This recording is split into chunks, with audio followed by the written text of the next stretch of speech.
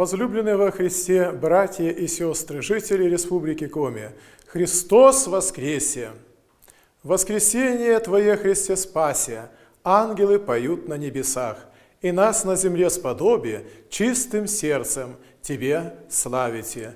Поет Святая Церковь вместе с ангельским горним миром. Господь к нам шел через все эти дни страстей.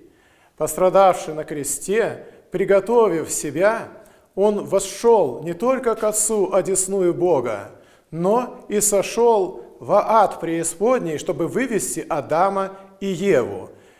Явился более 5000 людям в Иерусалиме, те, кто как-то видел Его во время земной жизни.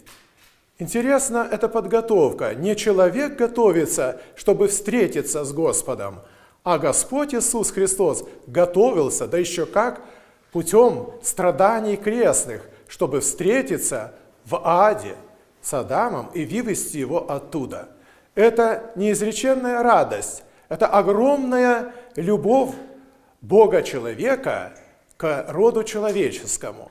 Это только жертвенная любовь может так поступить, чтобы, подготовившись, сделаться хлебом жизни на кресте, дать этот хлеб не кому-нибудь, а тому, кто находится в аде, падшему Адаму, Еве, роду человеческому.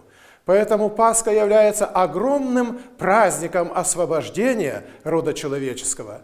Постящиеся и не постящиеся люди равно веселятся и радуются такой любви. Пир приготовленный. «Придите и насладитесь все», говорит Иоанн Златоуст. «Где твоя смерть сежала? Где твоя аде победа? Воскрес Христос, и не сложился еси. Тому слава, честь и поклонение во веки веков. Аминь». С праздником! Христос воскресе!